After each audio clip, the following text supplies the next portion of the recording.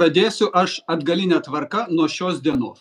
Tai šiandien gavau oficialų patvirtinimą iš Swedbanko, kad jie atsisako padidinti mano sąskaitos mėnesinio limitą, reiškia, kiek galiu per mėnesį iš savo sąskaitos išleisti.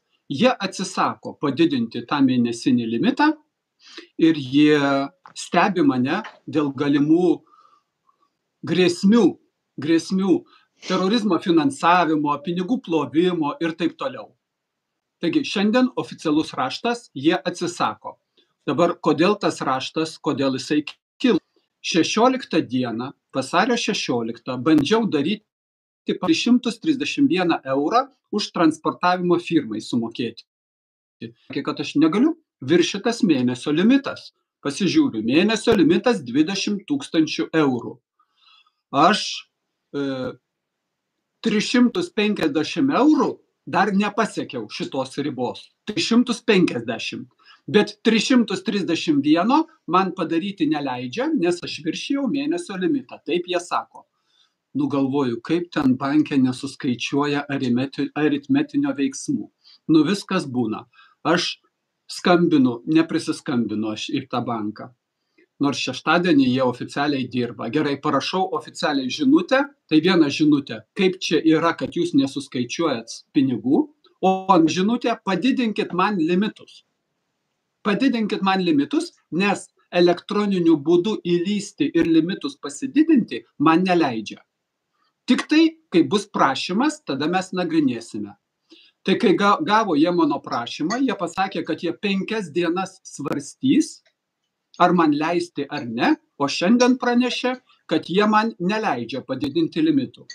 Aš jau šiandien antrą kartą parašiau į Vyriausią rinkimų komisiją, kad Lietuvoje esantis užsienio bankas, Swedbankas, tiesiai kišasi į Lietuvos prezidento rinkimų kampaniją ir neleidžia man atlikti tos kampanijos, padaryti pavedimų, trukdo atlikti, teisėti ar neteisėti rinkimai, atskirai paskui tada pakalbėsim.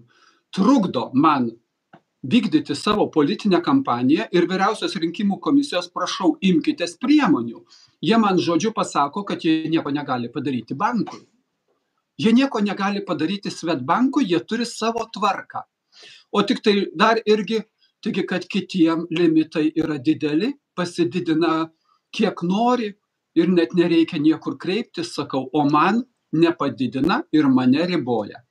Dabar ar tai yra nuostabu ar ne? Kai reikėjo atidaryti atskirą sąskaitą, nes įstatymas taip numato. Žmonės, kur aukos, atskira sąskaita turi būti atidaryta. Ir į tą sąskaitą turi turėti teisę prieigą mano iždininkė, su kuria privaloma tvarka reikia sudaryti sutartį. Ji turi stebėti, kaip ten pinigai juda, ji turi daryti pavedimus ir taip toliau. Tarkim, jeigu žmogus ten pravedė daugiau negu galima 50, jį turi ir pagrąžinti tos pinigus. Jis turi turėti prieigą, tiesiog prisijungimus. Turi ataskaitą per 10 darbo dienų ataskaitas pateikti, kas kur kaip judėjo Vyriausiai rinkimų komisijai. Jinai turi turėti prieigą prie mano sąskaitos. Swedbankas, nuėjau, užpildžiau popierius. Moteriškutė sako, o kas čia jūsų giminė? Ne giminė, sakau, bet jos asmens kodas taip, pas jūs irgi turi Swedbanke sąskaitą. Sakau, čia Vyriausia rinkimų komisija, aiškinkitės. Aš nežinau, reiks pasiklausti. Jinai surašė popierius, aš pasirašiau, Swedbankas pasirašė. Dar viršininkės reikia parašo. Sugrįžta, sako, negalima duoti prieigos tam kitam žmogui. Bet sako, mes dar pasiaiškinsim. Jūs čia nelaukit, kad man be reikalo nesėdėti. Gerai. Paskambina man po 20-30 minučių, neduosime prieigos oficialiai mano iždininkiai, su kuria sudaryta sutartis ir ta sutartis guli Vyriausiai rinkimų komisijai, neduosime jai prieigos prie jūsų sąskaitos. Kodėl sakau? Pašalinis žmogus, mes nieko nežinom. Sakau, čia ne mano išmislas, čia vyriausios rinkimų komisijos ir pagal įstatymus taip turi būti. Sakau, kokie motyvai, kodėl jūs neduodate? Sako, rašykite atskirą internetiniam banke, rašykite atskirą paklausimą. Kokį paklausimą? Aš pas jūs buvau. Ne, mes neatsakysime jums į šitą klausimą. Tai sakau, bet aš pas jūs buvau. Apskundžiau vėl vyriausioje rinkimų komisijoje, jie pasakė, mes negalim kištis į banko vidaus reikalus. Oficialiai, raštiškai turiu. Apskundžiau Lietuvos bankui, kad man neleidžia. Kuris kontroliuoja Lietuvoje veikiančių bankų veiklą. Taip, Lietuvos bankas, valstybinis Lietuvos bankas. Čia mes žmonėm užakcentuokim. Jie kontroliuoja Lietuvoje veikiančių visų bankų, visus bankus. Taip.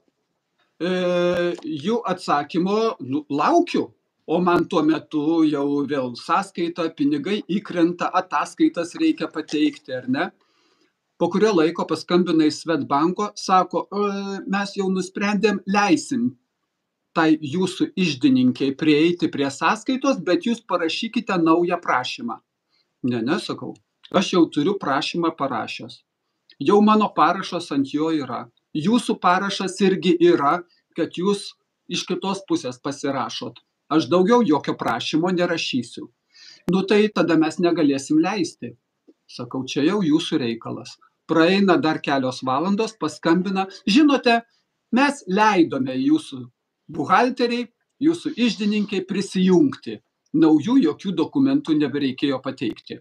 Ir ten buvo įrašyta jų standartinė, kad dienos limitas 10 000 eurų, o mėnesio limitas 20 000 eurų.